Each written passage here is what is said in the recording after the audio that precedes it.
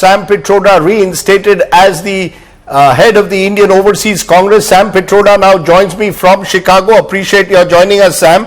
It's been quite a roller coaster for you. It was 8th of May when you resigned from that post, allegedly because of the controversies that some of your remarks generated. That was the heat of elections. Now elections over your back. How is one to understand this? It comes within 24 hours. Rahul Gandhi becoming the leader of the opposition. Is there a connection? Is Sam Pitroda now back and legitimized in a way?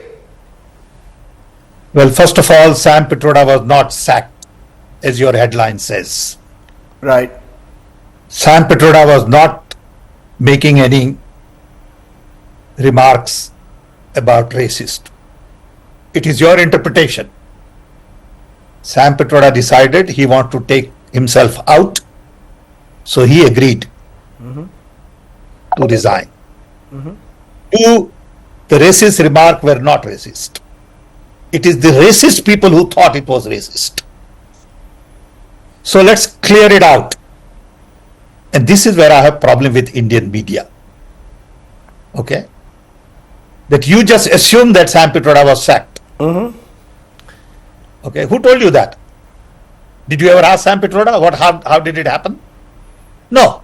But that's okay. Let's not get into it. That is past. Let's talk about future. First of all, I am thankful to the Congress President, to Rahul Gandhi, and to all the presidents of the Indian Overseas Congress who have been insisting that I take on this task. First of all, I don't need a job. I'm 82 years old. I don't need to be anything. So let's make it very clear. But I believe there is an opportunity here to take the Indian message global. Indian message is all about democracy, constitution, inclusion, employment.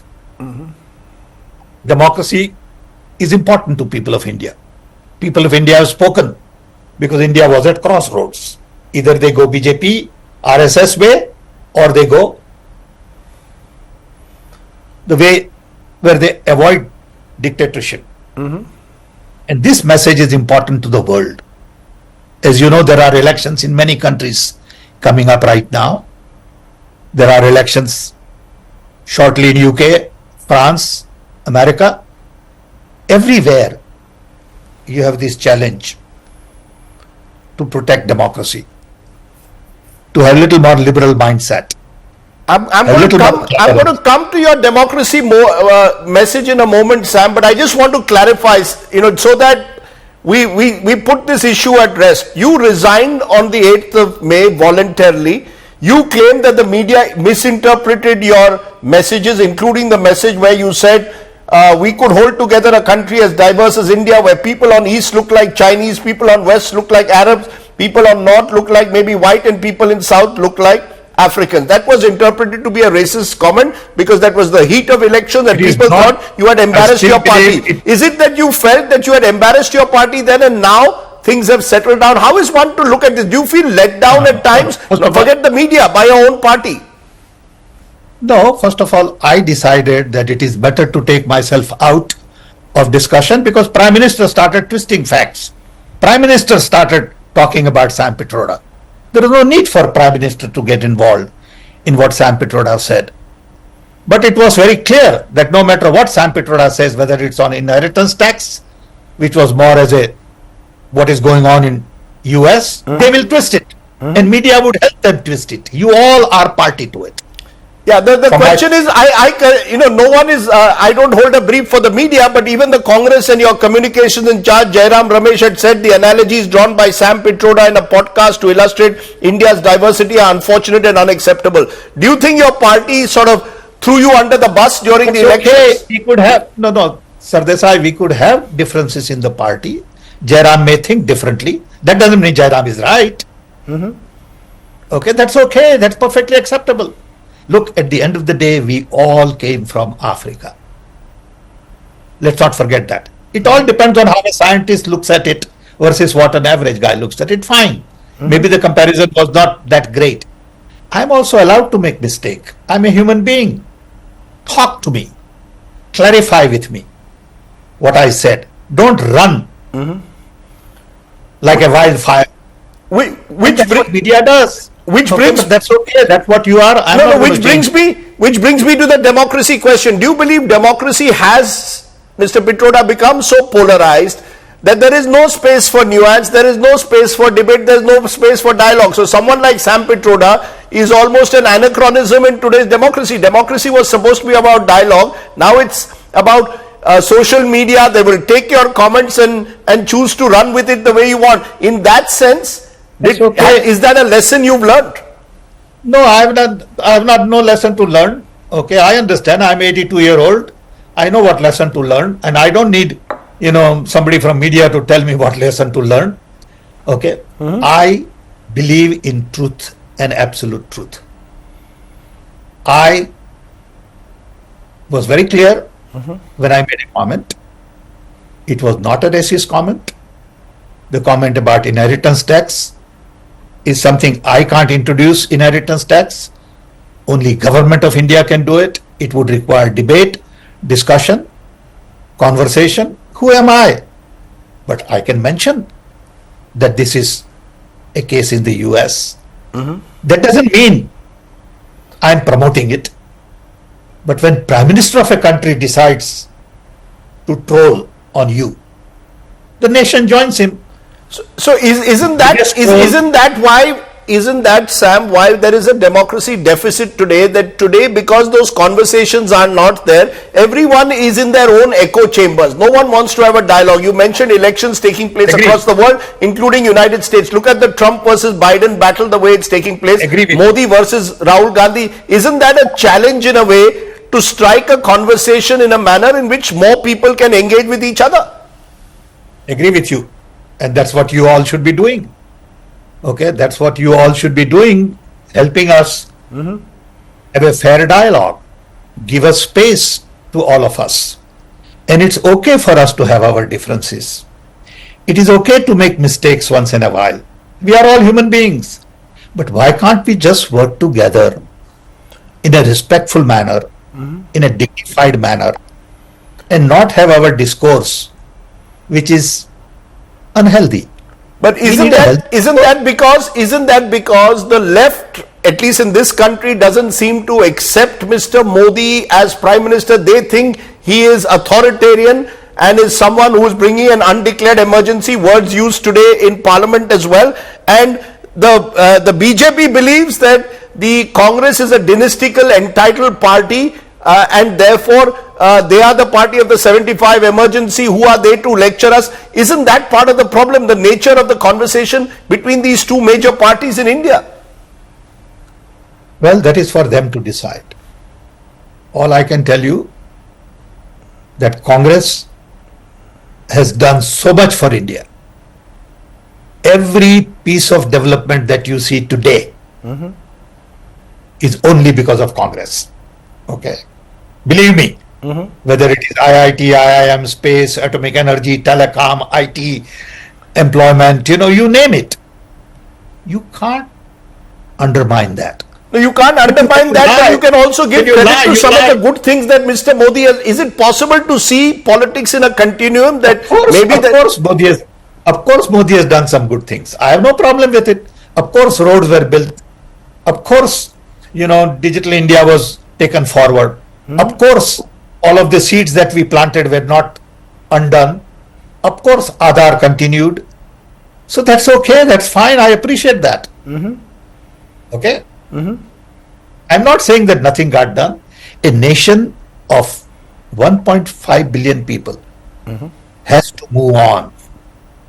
And when they work, that doesn't mean all the credit goes to Prime Minister. Credit goes to people of India. 10 years of work of 1.5 billion. You can't say nothing got done. It will be naive to say that. So what according to you, Mr. Pitroda, is the message of the 2024 mandate? We've seen the Congress go from 53 to 99. We've seen the BJP come down, but the BJP is still party number one. Mr. Modi is a third-time Prime Minister. Rahul Gandhi, leader of the opposition. Now, what according to you is the central message the Indian voter has delivered? I think Indian voters have loudly said that we will not give absolute majority to Prime Minister Modi. We will not allow him to be dictatorial. We want him to compromise. He will have a government with coalition. We respect the voices of the opposition. And people have spoken loud and clear. The key is, are we going to listen to the people's voices, or are we going to have business as usual? You see, there are 5 areas that I am personally going to be looking at a personal level. One, the behavior of the Prime Minister. Is he going to change in the third term, or he thinks he will continue his business as usual and ignore the voices of the people? That's item number 1. Item number 2, will opposition be strong enough, raise their voice, make sure that the parliament has more discussion, debate in passing the bill and not ram it through like in the past. 3, institutions will have to be on alert. Judiciary, police, income tax, election commission, universities will have to recognize that people of India want democratic way of decision making and not dictatorial way. So you got to do your job as an independent institution. 4, civil society will have to recognize that we have a bigger role to play and we can't be in the background. We can't be undermined. We got to speak up as the catalyst, and we got to be vigilant. And 5, media will have to give more voice to the opposition, respect, and not toot only Prime Minister's horn, that everything is done by Prime Minister. Okay, Digital India is Prime Minister, digital payment is Prime Minister, okay, inauguration is Prime Minister. Come on, give everybody a break. Let's be humble. While you say this is a vote for humility, will the opposition also recognize that this is a vote for the opposition also to be a constructive opposition, for leaders to feel less entitled? You know, there's a sense that the opposition also believes that they haven't got 100, the Congress hasn't got 99, they've got 270. So the opposition also needs to be more constructive. Yes, of course they should be more constructive, but it's not about 99 and 234 or whatever the number is. It is not about numbers. So let's not get into, nitty-gritty details. It's about the overall voice of the people. And overall the voice of the people is about democracy. It's about inclusion. It's about employment. These are the issues.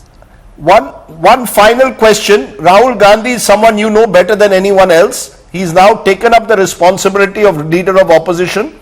What would your advice be to Rahul Gandhi? Has Rahul Gandhi changed, you believe, in the last couple of years? Reluctant leader, is he now much more ready to take up challenges? Rahul Gandhi knows his job. I have great respect for him. I worked with him. I admire him in many ways as a young man. I think he will do a good job. He doesn't need my advice. Sam, you're in good form, I see. You say he doesn't need your advice, as we saw. I thought he was someone who saw you as a mentor, so I thought you would tell us what was that one piece. But you would have one piece of advice for him. What's the one piece of advice? Be yourself. Okay. Be yourself is your 2 short word advice. Sam Pitroda, always good to have you on the show. Good to see you back. You're a contentious figure in many ways, but India needs many more voices, contrarian even if they are. Hopefully the dialogue and conversation you talk about will be carried forward. I want to spend more time on taking message of democracy global. I want to spend more time in reaching out to the global community on democracy, development, inclusion, and many issues which are Gandhian and are very important to the world. So that's where we need to spend more time. Okay, good. I hope that you're able to carry that message forward in a positive, constructive way. Sam Pitroda, good to talk to you. Thanks very much for joining me there within an hour of having been reinstated as the Indian Overseas Congress Chief. Thank you very much.